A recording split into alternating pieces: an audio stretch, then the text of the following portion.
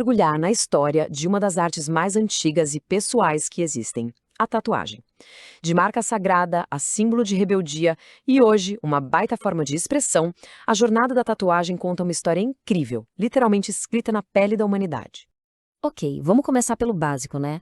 Tecnicamente, tatuagem é isso aí. Colocar pigmentos, ou seja, tinta, por baixo da pele com agulhas. Um procedimento que por muito tempo foi visto como algo para sempre, sem volta. É uma forma de modificar o corpo, uma verdadeira obra de arte viva. Mas claro, essa definição não conta nem o começo da história. A grande questão é como que algo tão permanente se tornou uma constante na aventura humana. O que essas marcas significavam para o pessoal lá de trás e como é que essa percepção mudou tanto? É isso que a gente vai desvendar agora. Então, para entender tudo, a gente precisa voltar. Mas voltar muito no tempo. Porque as primeiras tatuagens, olha, não tinham nada a ver com moda. O papo era outro. Identidade, espiritualidade, rituais sagrados. E quando eu digo muito tempo, é sério.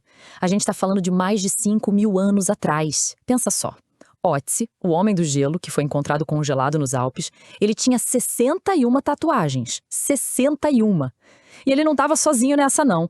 Temos provas de que egípcios, polinésios, maores, todos eles usavam tatuagens em rituais muito antes da história sequer começar a ser escrita. Ou seja, não era coisa de um povoado só, de uma tribo isolada. Era um fenômeno global, de verdade. Já encontraram múmias tatuadas em todo o canto do planeta, na Groenlândia, na Sibéria, na China, no Egito e até aqui pertinho, nos Andes. Isso mostra como marcar a pele é algo profundamente humano que se espalhou pelo mundo antigo.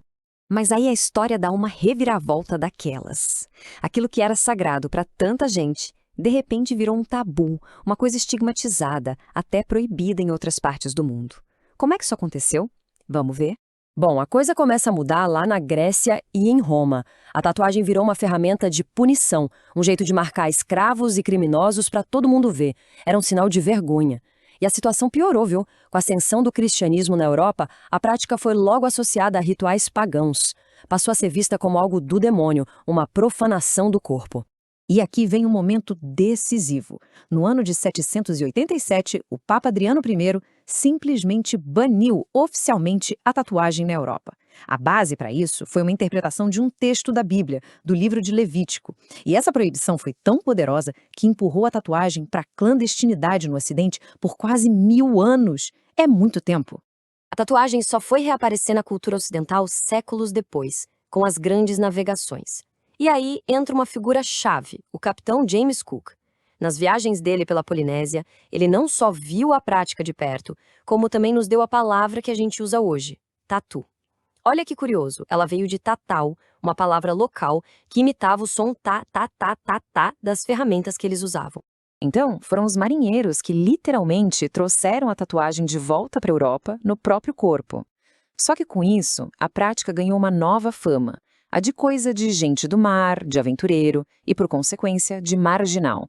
O estigma ficou tão forte que na Inglaterra de 1879, a polícia passou a usar tatuagens para identificar criminosos oficialmente. Mas agora se prepara para a grande ironia da história. Enquanto a tatuagem era associada com criminosos e as classes mais baixas, lá nos palácios, ela virou uma moda secreta da elite. É isso mesmo, reis, czares, presidentes e até a realeza britânica supostamente tinham tatuagens. Era um segredinho bem guardado da aristocracia. A história da tatuagem ainda teria mais uma grande virada. E dessa vez, o motor da mudança foi a tecnologia. Uma invenção estava prestes a mudar as regras do jogo, tirando a tatuagem das mãos de poucos e tornando ela acessível para as massas. Anota aí essa data, 1891. É nesse ano que a tatuagem moderna realmente nasce. E tudo por causa de uma invenção baseada no trabalho de ninguém menos que Thomas Edison. Pois é, uma maquininha que estava prestes a revolucionar para sempre essa arte milenar. O que aconteceu foi que um cara chamado Samuel O'Reilly patenteou a primeira máquina de tatuagem elétrica. De repente, aquele processo que era super demorado, artesanal e bem doloroso, ficou muito mais rápido, fácil e acessível. Isso abriu as portas para que a tatuagem se tornasse um negócio viável e, finalmente, popular. O impacto foi imenso, mas claro, não foi da noite para o dia. Depois da Segunda Guerra Mundial, com os soldados e marinheiros voltando para casa, a prática se popularizou ainda mais. Mas foi a partir dos anos 70 que ela explodiu de vez na cultura popular, deixando de ser um tabu para virar moda e uma poderosa forma de autoexpressão. E tudo isso nos traz para os dias de hoje. A tatuagem nunca foi tão visível, tão aceita. Mas isso não quer dizer que os debates e as diferentes visões sobre ela terminaram, muito pelo contrário. Vamos ver como o mundo enxerga isso agora. No campo religioso, por exemplo, o cenário continua bem diverso. Algumas vertentes do judaísmo e do islamismo proíbem a prática. Já a maioria das denominações cristãs, hoje em dia, tolera.